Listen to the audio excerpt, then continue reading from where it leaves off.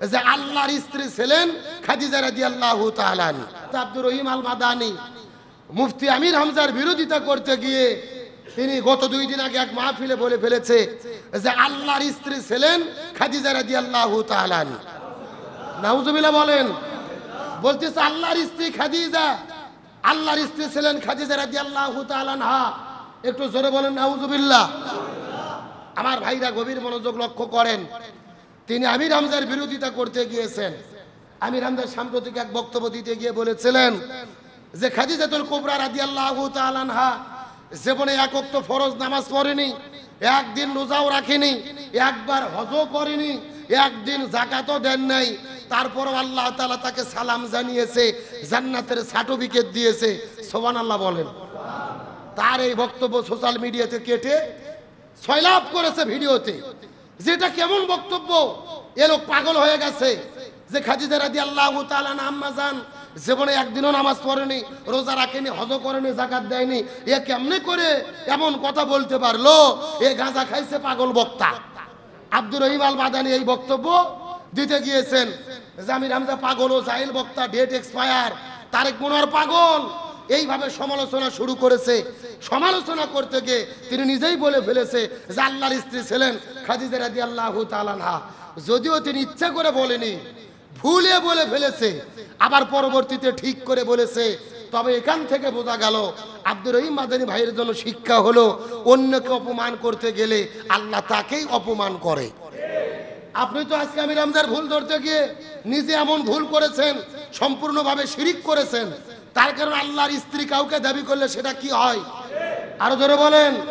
আল্লাহ বলেন কুল হুয়াল্লাহু আহাদ আল্লাহুস সামাদ। আল্লাহ তাআলা সেই মহান সত্তা যিনি এক ও দ্বিতীয়, যার কোনো শরীক নেই। লাম ইয়ালিদ ওয়া লাম ইউলাদ। আল্লাহ কাউকে জন্ম দেয়নি, তাকেও কেউ জন্ম দেয়নি, তার স্ত্রী সন্তান কোনো কিছুই। এখন আপনি বললেন খাদিজা রাদিয়াল্লাহু তাআলা না আল্লাহর স্ত্রী, আপনি তো পরিপূর্ণভাবে শিরিক করেছেন। এটা তওবা না করা পর্যন্ত মাফ হবে। এখন উনি এই বক্তব্য দিয়ে আবার পরের দিনে বলেছে যে এটা জামাত ইসলাম এবং শিবিরের কাজ। আমার বক্তব্য কাটে ভাইরাল করেছে। আমি এটা বলিনি, ওরা এডিট করে বানাইছে। অথচ ওই গাজীপুর মাহফিলে যত মানুষ, যত ক্যামেরাম্যান ছিল, ভিডিও রেকর্ড করেছে, তাদের কাছে পূর্ণ ভিডিও আছে।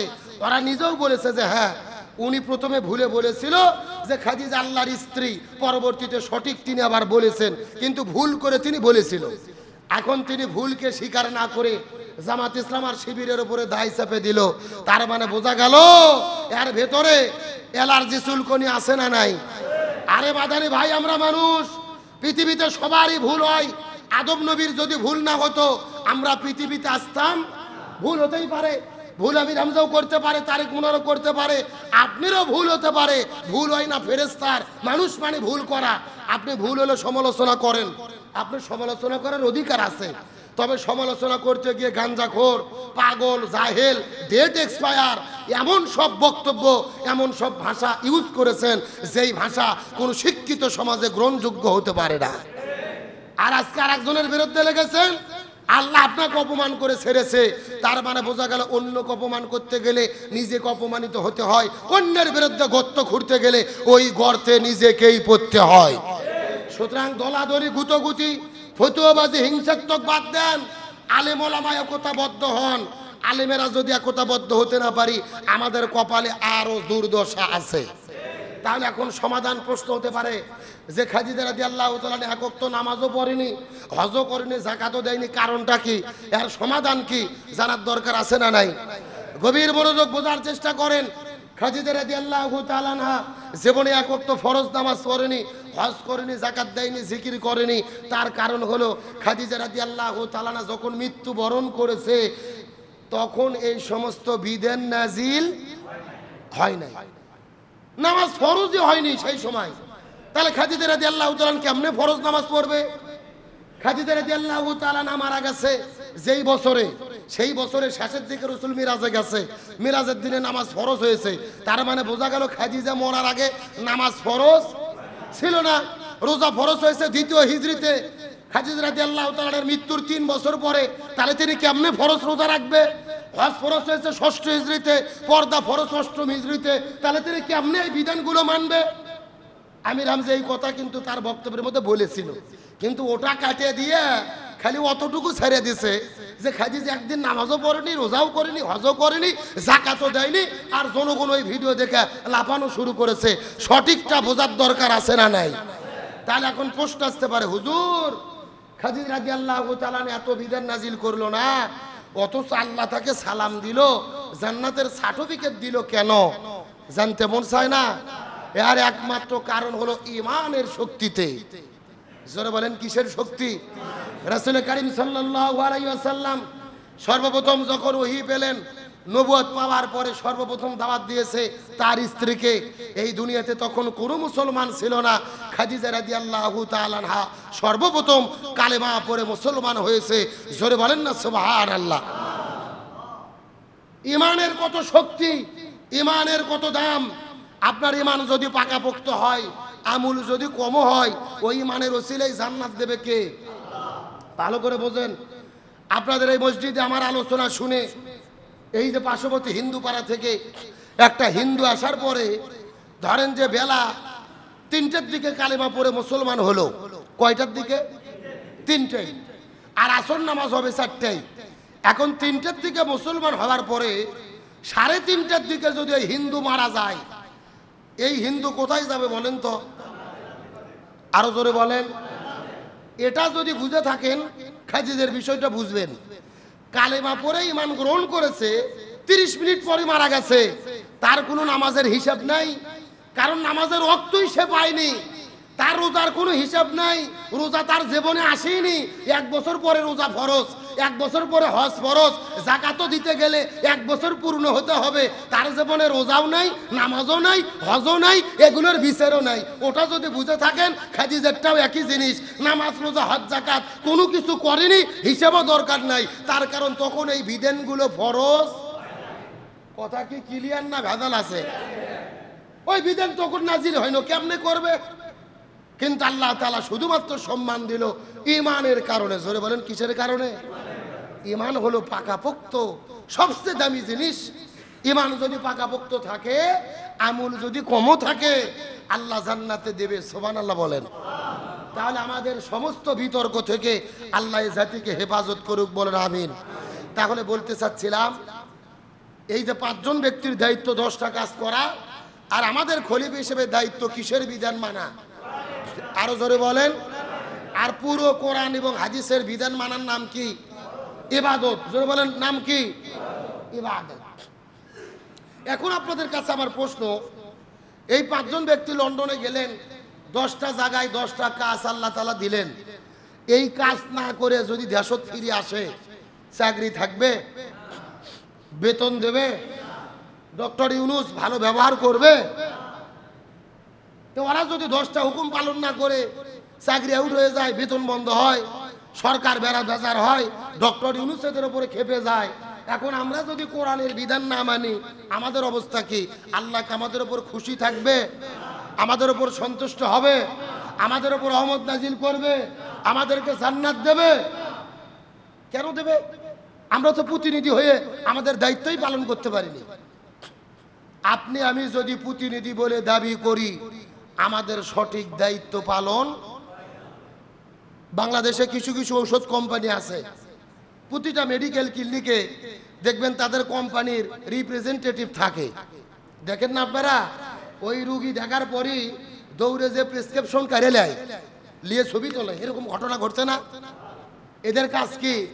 রুগীর ডাক্তার যে ওষুধ লিখলো চেক করা, ডাক্তার আমাদের ওষুধ লিখছে কিনা। আবার ডাক্তারও যায় মাঝে মধ্যে টাকা পয়সা হাদিয়া, তেল পাম মারিয়ে হাতে রাখা, যাতে আমাদের ঔষধটা কি করে, লেখে। আবার দোকানে দোকানে যাইয়া ঔষধ পৌঁছে দেয়, বিক্রি করা, টাকা উঠাইয়া মালিকক পৌঁছে দেওয়া। এই যে আমরা যাকে রিপ্রেজেন্টেটিভ বলতেছি, এটাই হলো প্রতিনিধি। ওই কোম্পানির প্রতিনিধিত্ব এরা করে, ওই কোম্পানির প্রচার করে, কোম্পানির প্রসার করে, কোম্পানির মাল বিক্রি করে। তা আমরাও আল্লাহর পক্ষ থেকে এইরকম প্রতিনিধি। আমাদের কোম্পানির নাম কি? ইসলাম। আমাদের কোম্পানির নাম কি? কোম্পানির নাম কি? আর আমাদের পণ্যের নাম কি? কোরআন। কোরআন পণ্যের নাম কি? আর কোম্পানির নাম ইসলাম।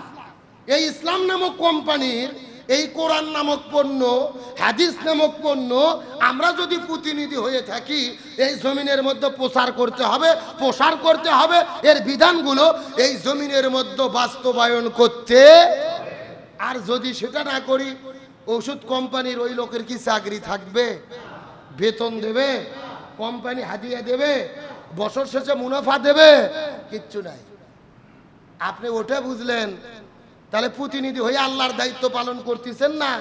আল্লাহ যে আপনার উপরে বেজার হবে এটা কেন বুঝতেছেন না?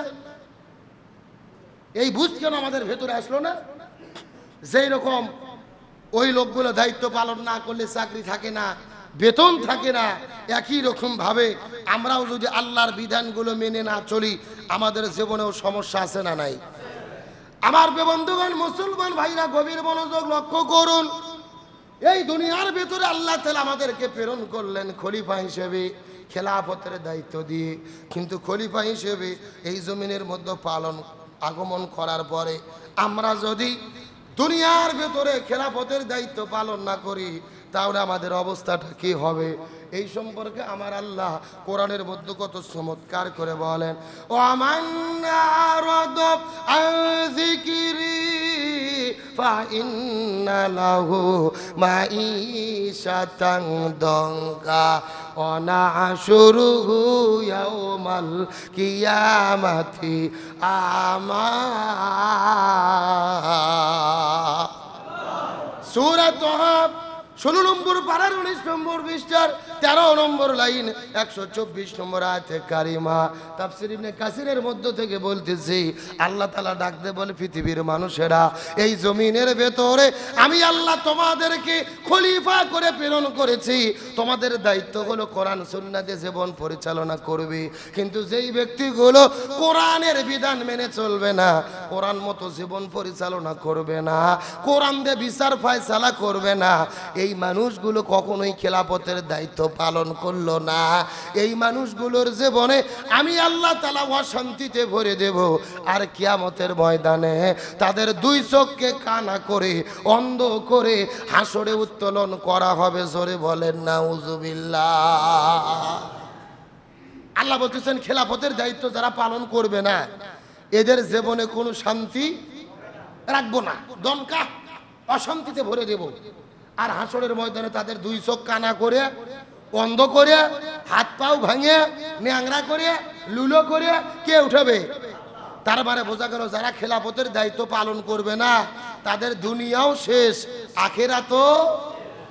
আমার বন্ধুগণ, মুসলমান ভাইরা, গভীর মনোযোগ লক্ষ্য করুন।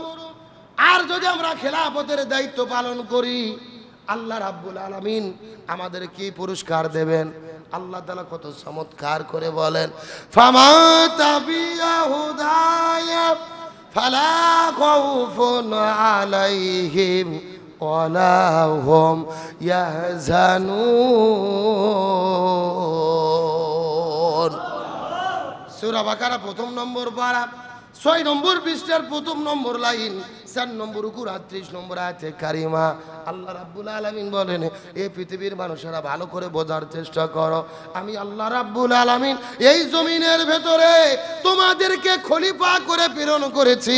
খেলাফতের দায়িত্ব গ্রহণ করার পরে যদি তোমরা ডিউটিটা ভালোভাবে পালন করতে পারো, আমি তোমাদের উপরে যেই কোরআন প্রেরণ করেছি, এই কোরআনের বিধানগুলো যদি তোমরা মেনে চলতে পারো, হাদিসের সুন্নাহর বিধানগুলো যদি তোমরা মেনে চলতে পারো, ফামান তাবিয়া হুদায়া ফালা খাউফুন আলাইহিম, তাহলে তোমাদের জন্য কোনো ভয় নাই, ওয়ালা হুম ইয়াহজানুন, তোমাদের জন্য কোনো টেনশন নাই।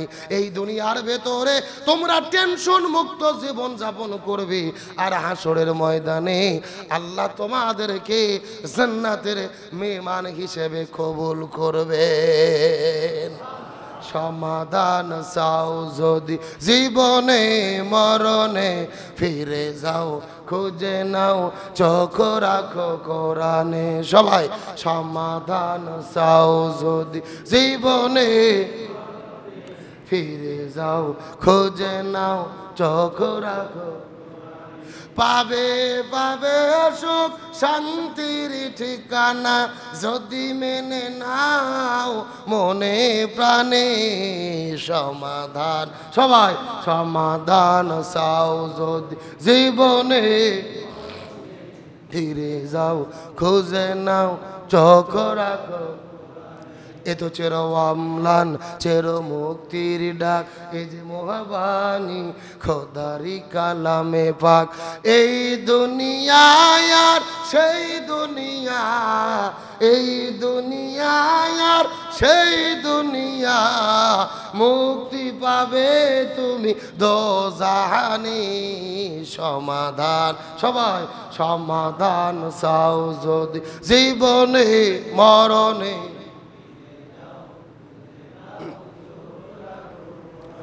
এবানি সকলের নয় শুধু মুমিনের যারাই চলবে মেনে ফল পাবে কোরআনের এবানি সকলের নয় শুধু হুজুরের যারাই চলবে মেনে ফল পাবে কোরআনের ঘরে বলো কি বা রাষ্ট্রে বলো ঘরে বলো কি বা রাষ্ট্রে বলো অশান্তি দূর করে শান্তি আনে সমাধান সবাই সমাধান চাও যদি মরণে ফিরে যাও খুঁজে নাও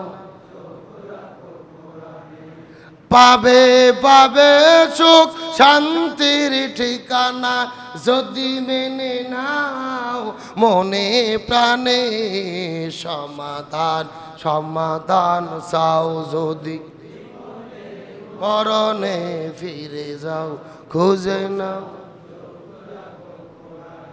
আমার বন্ধুগণ মুসলমান ভাইরা তার মানে এতক্ষণ পর্যন্ত আলোচনা শুনে বুঝতে পারলাম আমাদের পরিচয় হলো আমরা হলাম আল্লাহর পক্ষ থেকে খলিফা আর খলিফা হিসেবে দায়িত্ব হলেন কোরআন সুন্নাহ মোতাবেক জীবন পরিচালনা করা যদি কোরআন হাদিস অনুযায়ী আমরা পুরো জীবন পরিচালনা করি আল্লাহর বিধান জমিনে বাস্তবায়নের জন্য কাজ করি আল্লাহ আমাদেরকে শান্তি দেবে কিন্তু কোরআন বাদ দিয়ে রসুলের সুন্নাহ বাদ দিয়ে আমরা যদি জীবন পরিচালনা করি কখনোই আমরা শান্তি পাব আমরা হলাম খলিফা আর খলিফা মানে হলো আল্লাহর প্রতিনিধি আর প্রতিনিধি হিসেবে আমাদের দায়িত্ব কোরআন সুন্নাহর সমস্ত বিধিবিধানগুলো মেনে চলা ব্যক্তি পরিবার সমাজ রাষ্ট্র রান্নাঘর থেকে শুরু করে সংসদ পর্যন্ত কোরআনের প্রতিটা বিধান আল্লাহ তাআলা